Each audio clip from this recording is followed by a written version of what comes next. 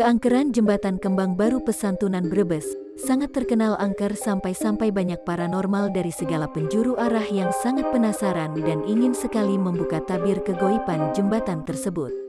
Dari berbagai macam cara memediumisasikan keadaan goib tersebut, karena di area jembatan tersebut banyak memakan korban kecelakaan dan memakan korban jiwa. Konon kabarnya, dari pembuatan jembatan tersebut memakan tumbal pengantin baru yang meninggal di jembatan. Akhirnya jembatan tersebut diberi nama Jembatan Kembang Baru. Di alam goibnya sendiri di samping jembatan berdiri megah kerajaan jin buaya putih. Yang sakti mandraguna, yang badannya setengah manusia dan setengahnya berwujud buaya dan memakai mahkota emas yang bercahaya. Sosok tersebut bernama Dewi Buaya Kembang Mayuran, yang menjadi penghuni goib di wilayah ini. Beliau bukan penduduk goib di sini, beliau berasal dari kerajaan siluman buaya yang berasal dari Sungai Tumpang Sewu Cirebon.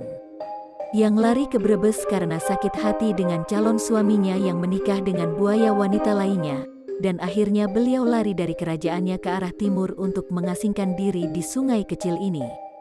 Beliau sangat membenci adanya perkawinan karena dari setiap pengantin yang lewat di tempat ini akan selalu diganggunya. Umur beliau kurang lebih 9.700 tahunan.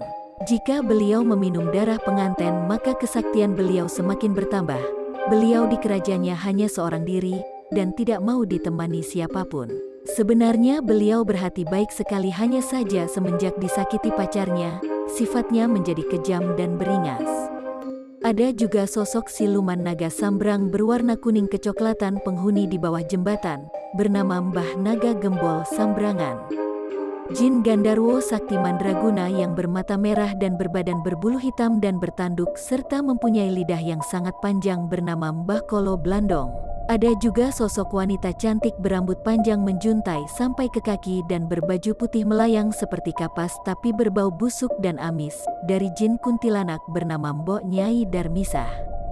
Ada juga jin korin yang berlumuran darah merintih kesakitan.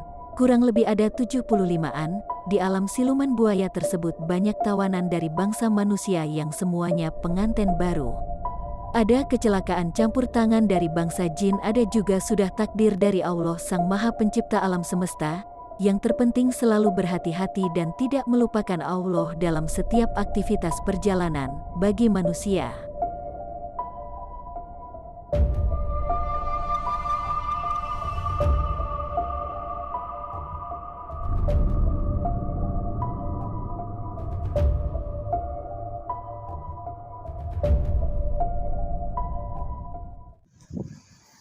Assalamualaikum warahmatullahi wabarakatuh. Jumpa lagi dengan saya Hasta Samudra Official, channel YouTube sejarah dan bedah misteri, khususnya di daerah-daerah yang dianggap sakral dan angker. Baik teman-teman, jangan lupa ikuti terus channel kami Hasta Samudra Official dan jangan lupa subscribe, like, komen ke channel ini. Sebenarnya sih saya ke Jembatan Kembang Baru ini mau bedah misteri, tapi setelah saya masuk ke dimensi goib di jembatan ini, ternyata ada sesuatu yang menarik menurut saya, yaitu sejarah perjalanan sosok siluman buaya wanita yang badannya setengah manusia dan setengah lagi buaya.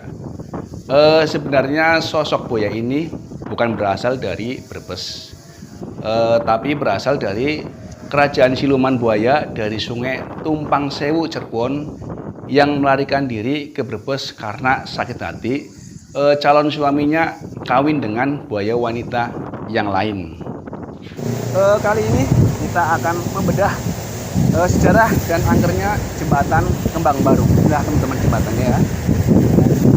Jembatan Kembang Baru yang terletak di jalur Pantura Kota Brebes, tepatnya di daerah Desa Pesantunan di sisi utara jalan dan Desa Pebatan di sebelah selatan jalan. Baik teman-teman, langsung saja kita ulas sejarahnya dan kita bedah misterinya Jembatan Kembang Baru. Ada sosok astral apa dan bagaimana sejarahnya? Ikuti terus channel kami Hasta Samudra Official. Bismillahirrahmanirrahim. Jembatan Kembang Baru adalah jembatan yang terletak di Jalan Raya Kota Brebes, di Jalan Pangeran Diponegoro Pesantunan Brebes. Keangkeran jembatan Kembang Baru Pesantunan sangat terkenal angker, sampai-sampai banyak paranormal dari segala penjuru arah yang sangat penasaran dan ingin sekali membuka tabir kegoiban jembatan ini. Dari berbagai macam cara memediumisasikan keadaan goib tersebut, karena di area jembatan ini banyak memakan korban kecelakaan dan memakan korban jiwa bangsa manusia. Dalam pandangan batin manusia yang menjabarkan goib di area jembatan ini dengan pendapat yang berbeda-beda. Konon kabarnya, dalam pembuatan jembatan ini memakan tumbal pengantin baru yang meninggal di jembatan ini. Akhirnya jembatan ini diberi nama Kembang Baru. Di alam gaibnya sendiri, di samping jembatan berdiri megah kerajaan jin buaya putih yang sakti mandraguna, yang badannya setengah manusia dan setengahnya berwujud buaya, dan memakai mahkota emas yang bercahaya. Sosok Ratu Buaya tersebut bernama Ratu Dewi Buaya Kembang Mayuran, yang menjadi penghuni goib di wilayah jembatan ini. Beliau bukan penduduk goib di sini. Beliau berasal dari kerajaan Siluman Buaya yang berasal dari Sungai Tumpang Sewu Cirebon, yang lari ke Brebes karena sakit hati dengan suaminya yang menikah dengan buaya wanita lainnya. Dan akhirnya beliau lari dari kerajaan ke arah timur untuk mengasingkan di sungai kecil ini. Beliau sangat membenci adanya perkawinan. Jadi dari setiap pengantin yang lewat di tempat ini akan selalu diganggunya. Umur Ratu Dewi Kembang Mayuran kurang lebih 1700 tahunan. Jika beliau meminum darah pengantin, maka kesaktian beliau semakin bertambah. Beliau di kerajaan ini hanya seorang diri dan tidak mau ditemani oleh siapapun. Sebenarnya beliau berhati baik sekali. Hanya saja semenjak disakiti pacarnya, sifatnya menjadi kejam dan beringas. Di tempat ini juga ada sosok siluman naga sambrang berwarna kuning kecoklatan, penghuni di bawah jembatan. Naga tersebut bernama Mbah Naga Gembol Sambrangan.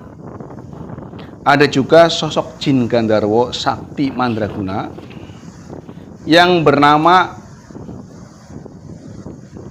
Mbah Kolo Blandong, yang mempunyai mata merah dan berbadan berbulu hitam dan bertanduk, serta mempunyai lidah yang sangat panjang.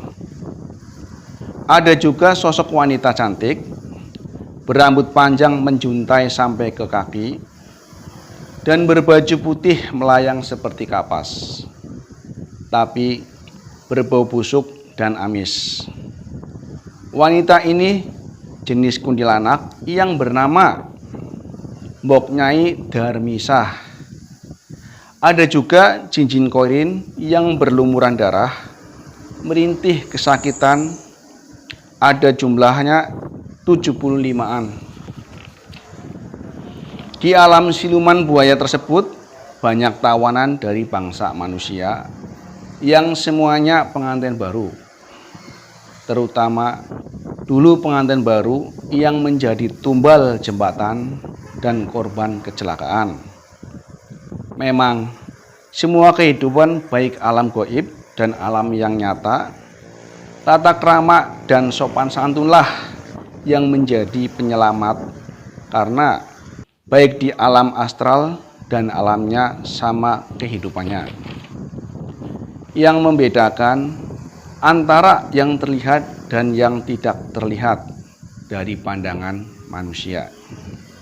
Ada kecelakaan campur tangan dari bangsa jin, ada juga sudah takdir dari Allah yang Maha Pencipta alam semesta.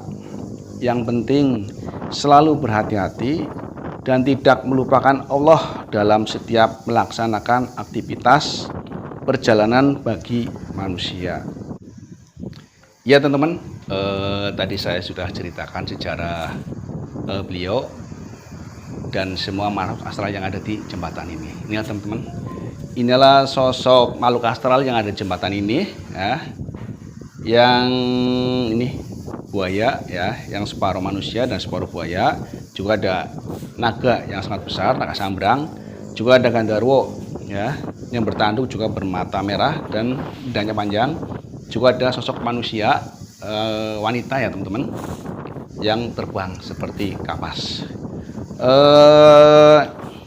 Inilah ratu buaya yang tadi disebutkan, ya, yang separuh manusia separuh buaya, yang menyendiri di daerah sini, ya, di istana ini menyendiri. Beliau bernama Ratu Dewi Buaya Kembang Mayuran. Inilah sosok teman-teman, ya. Sosoknya sangat sakti, juga sangat cantik juga ini teman-teman sosoknya, ya. Dan ada sosok ular naga jenis naga sambrang teman-teman, ini sosoknya. Bernama Mbah Naga Gembol Sambrangan ini teman-teman, ya. Ada juga sosok jin gandarwo yang tadi disebutkan, ya, yang bermata merah dan lidahnya panjang bertanduk. Sosok gandarwo tersebut bernama Mbah Kolo Blandong, ini sosoknya, ya. Dan yang terakhir ada sosok wanita yang sangat cantik, ya, rambutnya panjang. Beliau bernama Mbok Nyai Darmisah. Inilah sosok teman-teman. Ya. Demikianlah ulasan sejarah atau misteri jembatan Kembang Baru. Semoga bisa menjadi pelajaran untuk kita semua dan menjadi cerita sejarah untuk anak cucu kita dan kami. Mohon maaf apabila ada kata-kata yang kurang berkenan. Semoga kita semua selalu dalam lindungan Allah Subhanahu wa taala. Billahi taufiq wal hidayah. Wassalamualaikum warahmatullahi wabarakatuh.